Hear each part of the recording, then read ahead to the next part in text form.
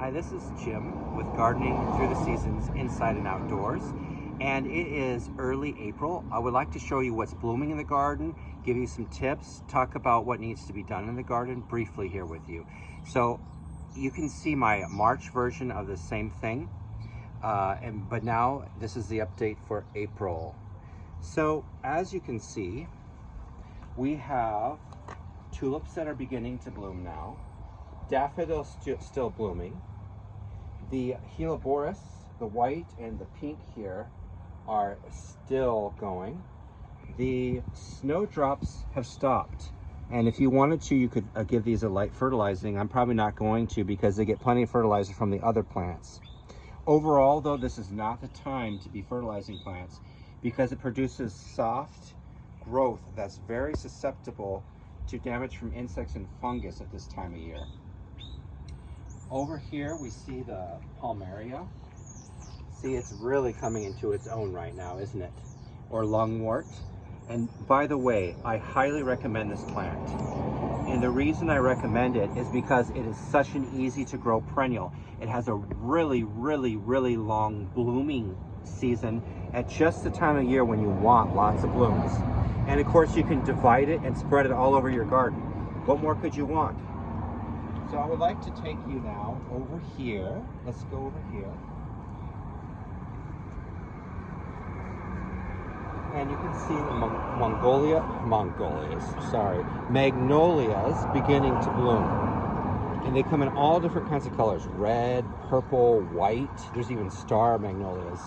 And please do forgive all the noise. I do live by a street and by a train track. But if you sweep along here, you can see all, you can see all the beautiful tulips starting. And in about a week or so, we are going to have some beautiful lilacs. I would like to also show you these hyacinths. And I want to talk to you about hyacinths briefly. They started blooming weeks ago, and they really provide a bright pop of color.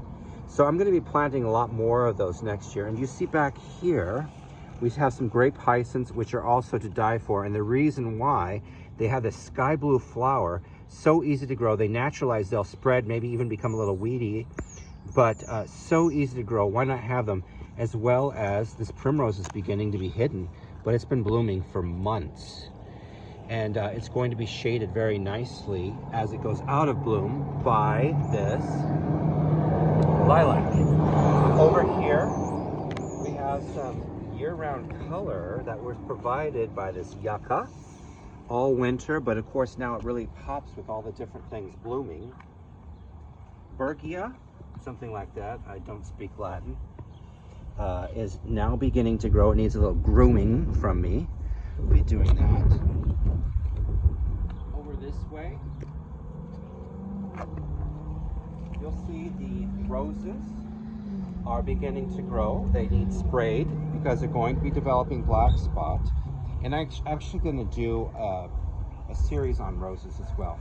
So again, you see the different colors, primroses, blue, yellow.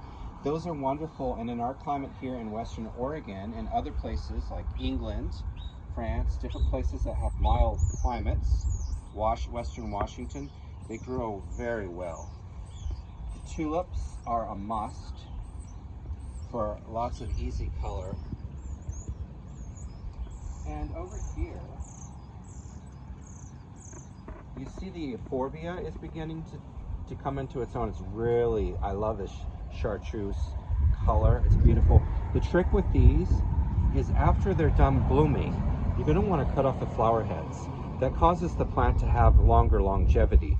If you leave the flower heads on, it thinks it's bloomed, it's done its job, and it will die down. Even with cutting the flower heads off, they last a few years and then you'll have to replace them. Luckily, if you leave just like one flower head on, like one of the plants or something, it will seed, and you can use those babies for new starts. Of course, more tulips, a little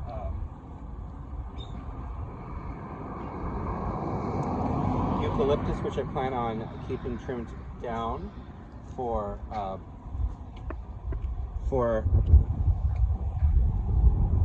color. And over here, the Daphne is beginning to go out of season now, but it provided lots of early, say, February, March fragrance and color. The Edgeworthia, I believe, is at its peak and will be for weeks now. It has a lovely fragrance. Check it out. And the forsythias are done. But over here, I really want to point this out to you. The Japanese Korea, or Caria, sorry. This plant I highly recommend. It can be invasive. It wants to spread, which of course I love. It requires virtually no care. It starts blooming exceptionally early, and it continues for months, and then it will bloom again in late summer. What more could you want for that than that? It's wonderful. As you can see here, this dogwood is bare, but it's getting close. It's going to be blooming after not too long, and of course I can't say the name. Myrtle, yes, thanks. That's my wife. The myrtle is totally dead, but this Curia here provides a green and some flowers while these plants are still dormant. Isn't that nice? All right, well, this is about it for my tour of my flower garden in early April. We'll see you next time.